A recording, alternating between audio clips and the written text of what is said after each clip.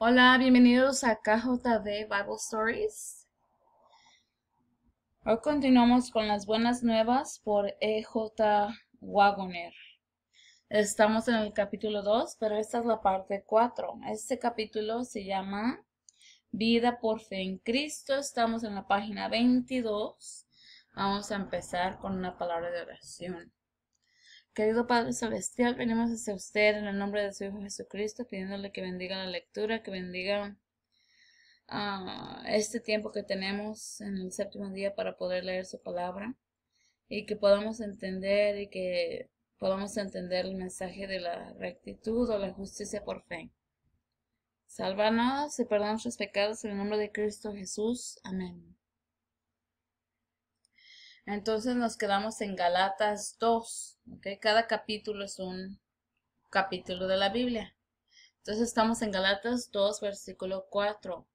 Y eso por causa de los falsos hermanos que a escondidas entraban a espiar la libertad que tenemos en Cristo Jesús para reducirnos a esclavitud. 5. A esos ni por un momento nos sometimos para que la verdad del Evangelio permanece con vosotros. Pablo había afirmado en el primer capítulo que esos falsos hermanos os perturban y quieren pervertir el Evangelio de Cristo, versículo 7. En su carta a las iglesias, apóstoles y ancianos, dijo de ellos: hemos sabido que sin nuestra autorización algunos han salido de vosotros y os han inquietado y han turbado vuestro ánimo con sus palabras. Hechos 15:24. Con posterioridad han seguido habiendo muchos más de esa clase. Tan negativa era su obra que el apóstol afirmó: de todo aquel que a ella se entregase sea condenado. Ver Galatas 1, versículo 8 y 9. Esos predicadores estaban procurando de forma deliberada eliminar el Evangelio de Cristo y destruir así a los creyentes.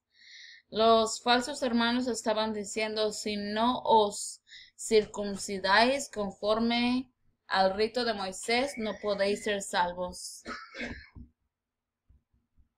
Literalmente no tenéis poder para ser salvos. Degradaban la salvación al nivel de algo meramente humano, algo dependiente del poder humano. No sabían en qué consiste realmente la circuncisión. No es judío el que es exteriormente, ni es circuncisión la que se hace exteriormente en la carne. Al contrario, es verdadero judío el que lo es en su interior, y la verdadera circuncisión es del corazón por medio del Espíritu, no en letra. Este recibe la alabanza no de los hombres, sino de Dios. Romanos 2, 28 y 29. Después que hubo creído a Dios, Abraham prestó oído en cierta ocasión a la voz de Sara en lugar de oír la voz del Señor, e intentó cumplir las promesas de Dios mediante el poder de su propia carne. Génesis 16. El resultado fue el fracaso. En lugar de obtener un heredero, obtuvo un esclavo. Dios le apareció entonces nuevamente, exhortándole a que caminase delante de él con corazón íntegro, y le repitió su pacto a fin de que recordase su fracaso y el hecho de que la carne nada aprovecha. Abraham recibió el sello de la circuncisión, el despojamiento de una porción de la carne. Eso había de mostrar que puesto en la carne no había el bien.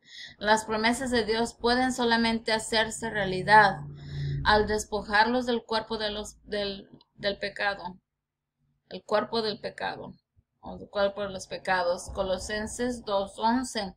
Mediante el Espíritu, nosotros somos la verdadera circuncisión, los que adoramos según el Espíritu de Dios y nos regocijamos en Cristo Jesús. Y no ponemos nuestra confianza en la carne. Filipenses 3:3. Por lo tanto, cuando Abraham recibió el espíritu por la fe en Dios fue en verdad circuncidado.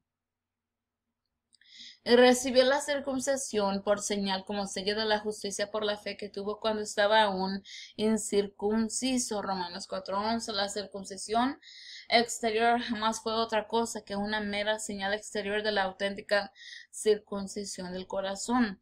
Si esta última faltaba, la señal era una fraude. Pero si la auténtica circuncisión era una realidad, entonces tenía sentido la señal exterior.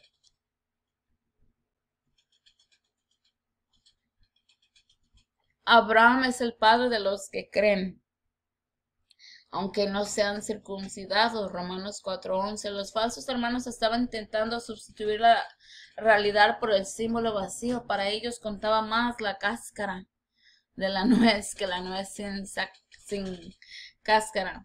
Jesús dijo, el Espíritu es el que da la vida, la carne nada aprovecha. Las palabras que yo os he hablado son espíritu, son verdad. Juan 6:63. Los hermanos de Antioquía y Galacia habían confiado en Cristo para la salvación. Ahora algunos procuraban inducirles a confiar en la carne. No les dijeron que estaban en libertad para pecar. Eso no, les dijeron que tenían que guardar la ley. Pero la tenían que guardar por ellos mismos. Tenían que hacerse justos a ellos mismos sin Jesucristo. La circuncisión significaba guardar la ley, pero la auténtica circuncisión era la ley escrita en el corazón por el Espíritu. Y esos falsos hermanos pretendían que los creyentes confiaran en la forma externa de la circuncisión a modo de sustituto,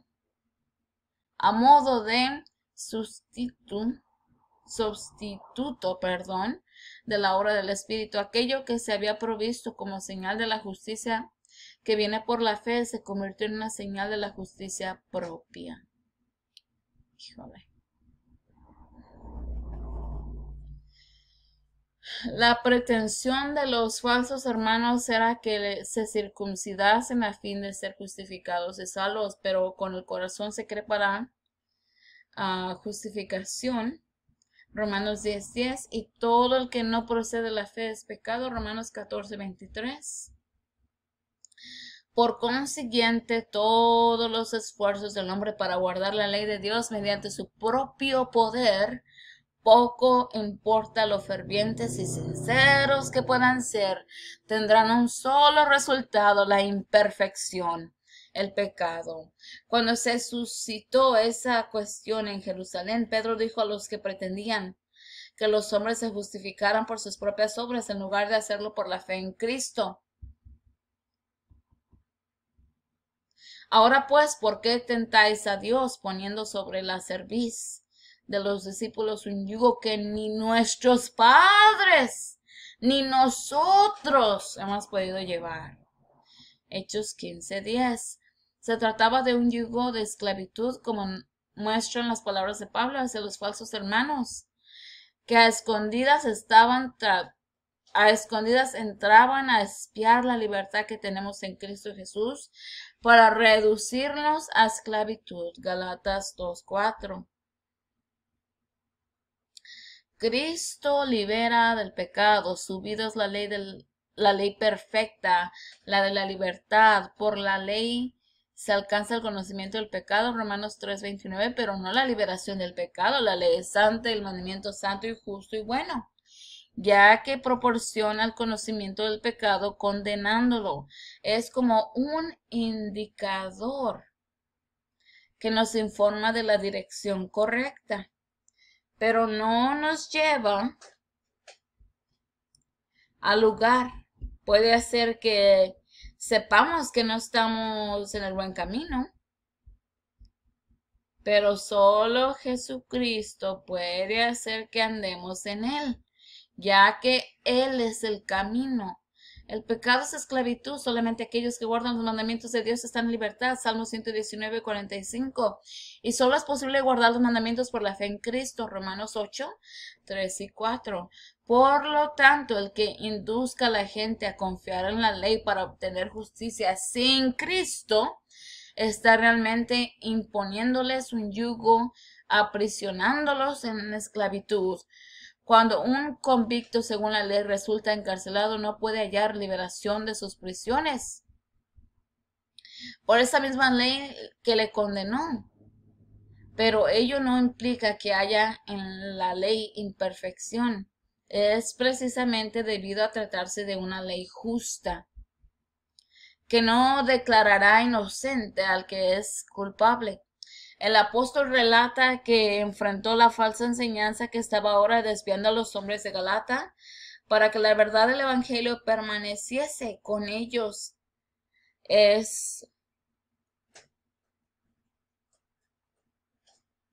Con ellos es de todo punto evidente que la epístola a los Galatas contiene el evangelio en su más pura expresión. Muchos lo han comprendido mal y no obtienen provecho alguno por pensar que se trata simplemente de una contribución más a las contenciones y los debates acerca de la ley. Tito 3:9, contra los que el mismo Pablo previno. Versículo 6, sin embargo, los que perecían ser algo lo que eran entonces, no importa. Ese es Galatas 2:6, ¿ok? Dios no juzga por la apariencia exterior. Esos hombres nada me comunicaron. Al contrario, vieron que me había sido confiada la predicación del evangelio a los gentiles, como a Pedro la predicación a los judíos. Según Hechos, en Antioquía se tomó la determinación de que Pablo, Barnabé y algunos otros fuesen a Jerusalén en relación con el tema debatido. Pero Pablo afirma que fue por una revelación, Galatas 2:2. No fue solamente por la recomendación de los hermanos, sino que el mismo Espíritu lo movió a él y a ellos. No acudió allí con el propósito de aprender la verdad, sino para salvaguardarla. No fue para averiguar en qué consistía el evangelio, sino para comunicar el evangelio que había estado predicando entre los paganos. Los que parecían importantes en aquella asamblea no le impartieron nada. Pablo no recibió el evangelio de ningún hombre y no necesitaba el testimonio de ningún hombre para estar seguro de la autenticidad del mismo. Cuando es Dios quien habla, la pretendida confirmación por parte de un hombre constituye una impertinencia. El Señor dispuso que los hermanos en Jerusalén oyesen el testimonio de Pablo y que los que recientemente se habían convertido supieran que aquellos a quienes Dios había enviado hablaban las palabras de Dios. Y por lo tanto todos hablaban una misma cosa. Tras haberse apartado de los muchos llamados dioses para servir al único Dios, necesitaban tener la seguridad de que la verdad es solamente una y uno solo, el evangelio para todos los hombres. El evangelio no es superstición. Nada hay en este mundo capaz de conferir gracia y justicia al ser humano, y nada hay que el hombre pueda hacer que traiga salvación. El evangelio es el poder de Dios para salvación, no poder del hombre.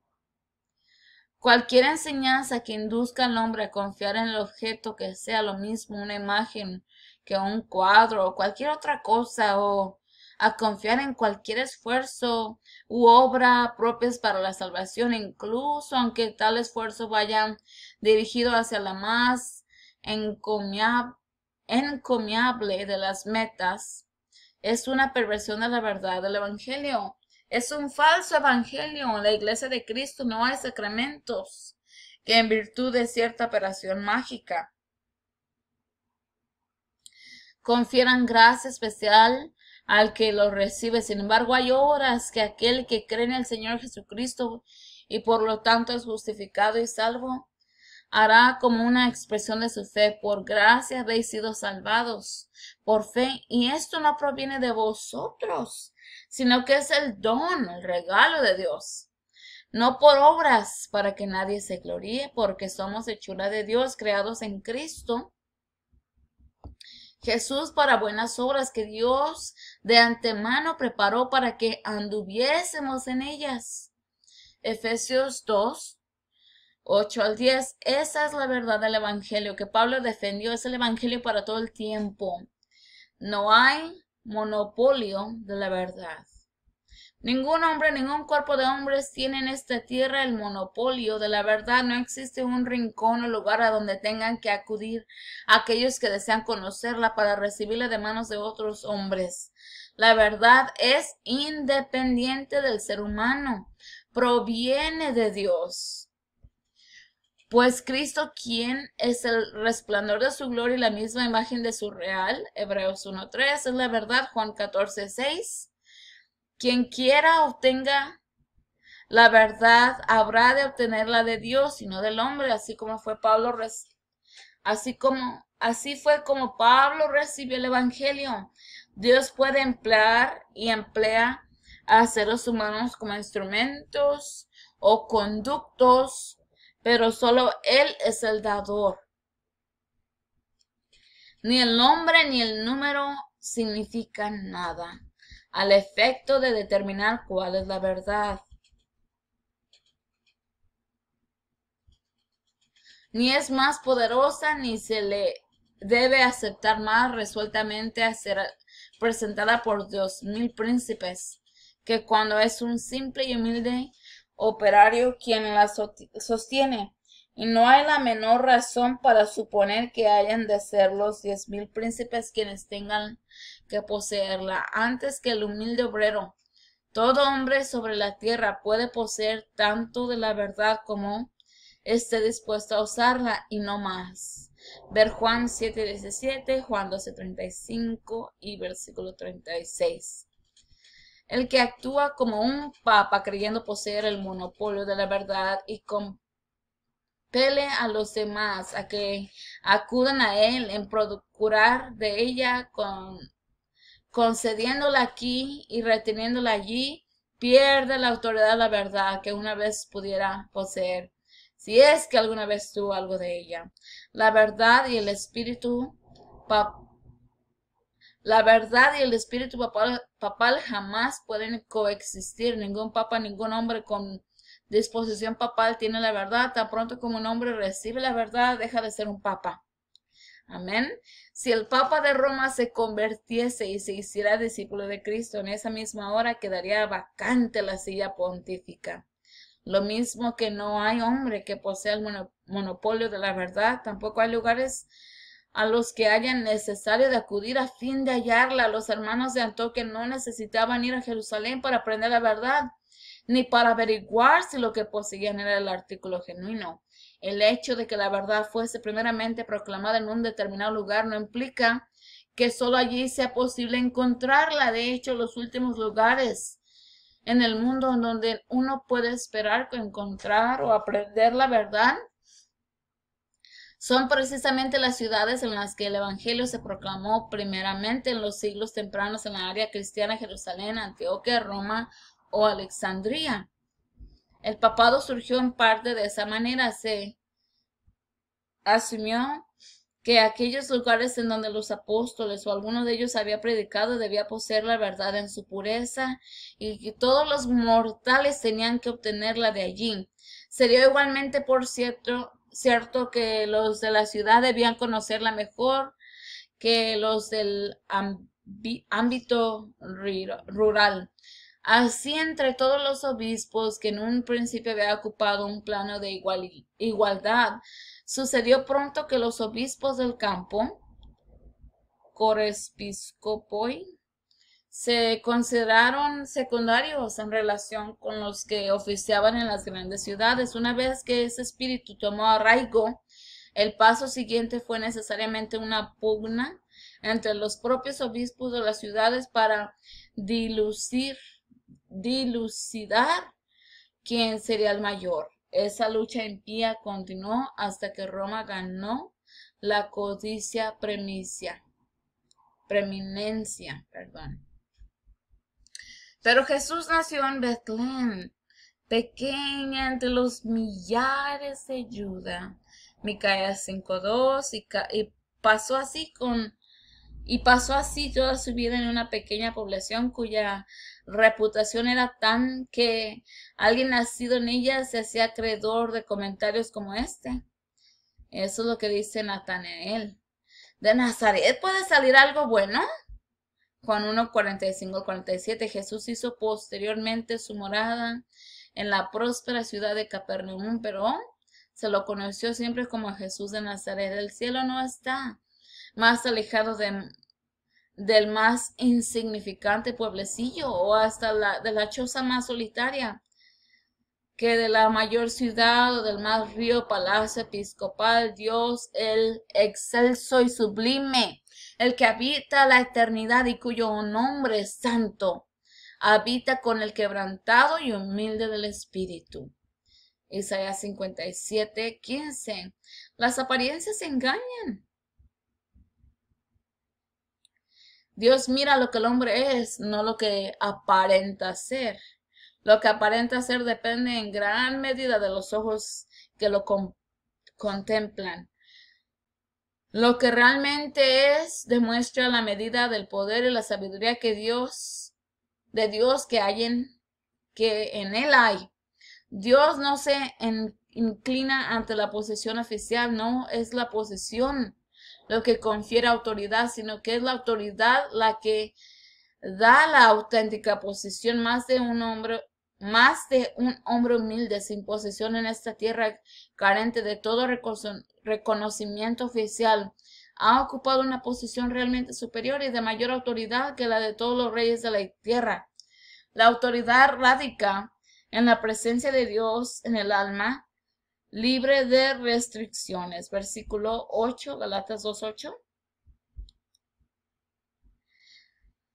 Porque el que obró por Pedro para el apostolado de los judíos, obró también por mí en favor de los gentiles. La palabra de Dios es viva y eficaz, Hebreos 4:12, sea cual la actividad efectuada en la obra del evangelio, todo cuando se haga proviene de Dios. Todo cuanto se haga proviene de Dios. Jesús anduvo haciendo bienes porque Dios estaba con él. Hechos 10:38, el mismo dijo: de mí mismo nada puedo hacer. Juan 5:30, el Padre que mora en mí, él hace las obras.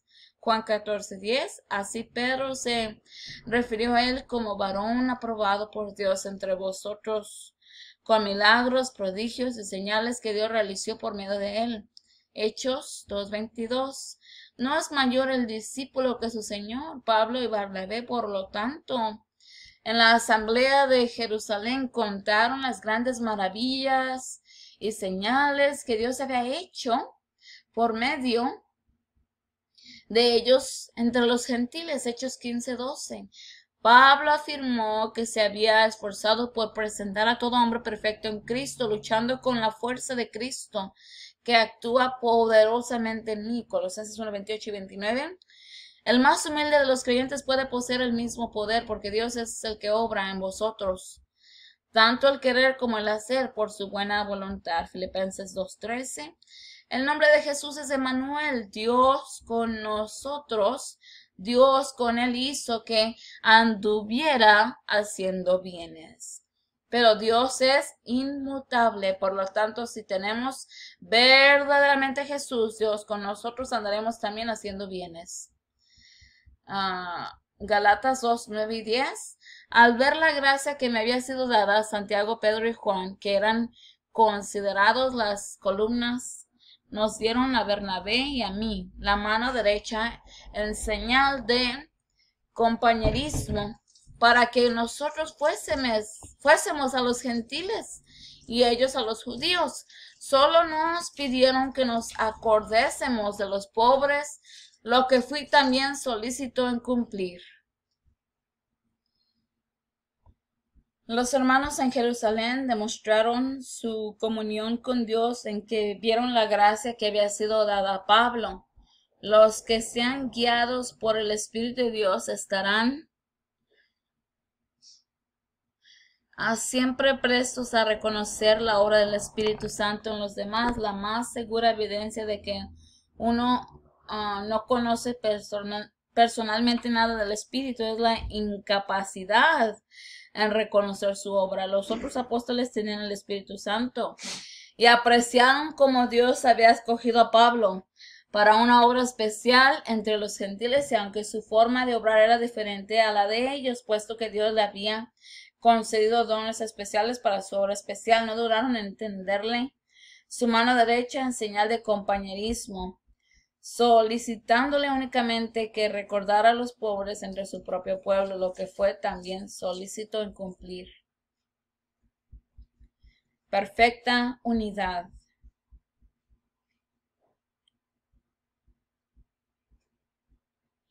Notemos que no existía diferencia de opinión entre los apóstoles ni en la iglesia con respecto a qué era el evangelio. Había falsos hermanos, es cierto, pero dado que eran falsos, no conformaba parte de la iglesia, el cuerpo de Cristo, quien es la verdad.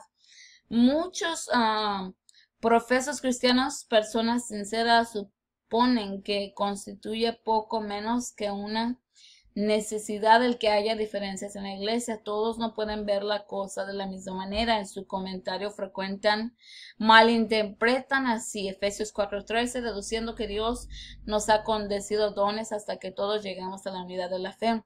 Pero la enseñanza de la palabra es que la unidad de la fe y del conocimiento del Hijo de Dios lleguemos a un estado perfecto, a la madurez, a la plenitud de Cristo. Hay solo una fe, versículo 5, la fe de Jesús. Así como hay solamente un Señor, y aquellos que carezcan de esa fe estarán necesariamente desprovistos de Cristo. La palabra de Dios es verdad y su palabra es luz. Solo un ciego puede dejar de apreciar el resplandor de la luz. Aunque un hombre no haya conocido ningún otro tipo de luz artificial excepto la que procede de un candil, reconocerá inmediatamente que es luz lo que emite una bombilla eléctrica que se le muestre por primera vez. Está claro que hay diversos grados de conocimiento, pero no hay controversia ninguna entre estos grados de conocimiento. Toda la verdad es una. Versículo 11. Y cuando Pedro vino a Antioquía, lo resistí cara a cara porque era de condenar. Porque antes de que viniesen algunos de parte de Santiago, comían con los gentiles, pero después de que vinieron, se traía y se apartaba por temor de los de la circuncisión. 13. Y los otros creyentes judíos participaban de su simulación, tanto que aún Bernabé fue llevado por la hipocresía de ellos. No es necesario extenderse en las equivocaciones de Pedro ni en las de ningún otro hombre piadoso. No hay provecho en ellos, pero debemos prestar atención a esta prueba irrefutable de que Pedro jamás fue considerado como el principal de los apóstoles y que nunca fue ni se tuvo por papa. Amén, no se tuvo por papa. Que se atreva a un sacerdote, obispo, cardenal a resistir cara a cara al papa ante una asamblea pública. Pero Pedro cometió un error y lo cometió en relación con un asunto vital, por el motivo de que no era infalible. Infalible significa que no tienes culpas o que no puedes hacer culpas, ¿ok? O pecados, excepto con mansedumbre el reproche que Pablo le dirigió. Lo aceptó como el sincero y humilde cristiano que era. A la vista del relato, si es que tuviese que existir una cosa tal como una cabeza visible humana de la iglesia, este honor le debería haber correspondido evidentemente a Pablo y no a Pedro. Pablo fue enviado a los gentiles y Pedro a los judíos, pero estos últimos constituían una parte muy pequeña de la iglesia. Los gentiles conversos los superaron rápidamente en número, de forma que la presencia de los creyentes de origen judío apenas se hacían notar. Todos esos cristianos eran en gran medida fruto de las labores de Pablo, a quien se dirigían de forma natural las miradas más bien que a los otros discípulos, y por ello que Pablo pudo decir que pesaba sobre él cada día la preocupación de todas las iglesias, 2 Corintios 11:28, pero la infalibilidad no es la porción de ningún ser humano, y tampoco Pablo la pretendió. El mayor en la iglesia de Cristo no tiene señorío sobre el más débil. Jesús dijo, uno es vuestro maestro y todos vosotros sois hermanos. Mateo 23:8. Y Pedro nos exhorta a estar todos sumisos unos a otros. Cuando Pedro estuvo en la asamblea de Jerusalén, refirió la forma en que los gentiles habían recibido el evangelio mediante su predicación. Dios, que conoce los corazones, lo reconoció dándoles el Espíritu Santo.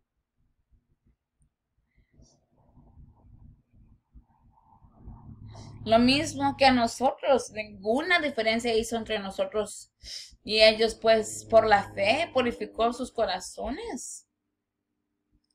Hechos 15:8 y 9. ¿Por qué? Porque conociendo los corazones sabía que todos pecaron y están destituidos de la gloria de Dios, por tanto solo podrían ser justificados gratuitamente por su gracia, mediante la redención realizada por Cristo Jesús. Romanos 3:23 y 24. Sin embargo, después que el Señor hubo dado prueba de ello ante los ojos de Pedro, después que éste anduvo predicando a los gentiles y después de haber presenciado la concesión del Espíritu Santo a los creyentes gentiles, tanto como a los judíos, después de haber comido con ellos y de haberlos defendido fielmente, después de haber dado un firme testimonio en la asamblea acerca de que Dios no hizo diferencia entre judíos y gentiles, e incluso mediantemente después de no haber hecho diferencia él mismo, pero de repente tan pronto como viniesen algunos que se supuso no aprobarían una libertad tal, comenzó a hacer diferencia. Se retraía y se separaba por temor de los de la circuncisión. Eso era simulación, hipocresía. Como dice Pablo, y no solo era malo en sí mismo, sino que confundiría y desviaría a los discípulos, pero estuvo en aquella ocasión controlado por el temor y no por la fe. Aquí terminamos nuestra parte 4. Espero que ustedes vean las otras partes para que así estén bien enterados del libro, que está muy bonito. Querido Padre Celestial, gracias por su palabra y su misericordia. Continúa a estar con nosotros en estas lecturas y que podamos entender lo que está escrito y compartirlo con otros. En nombre de Cristo Jesús, amén.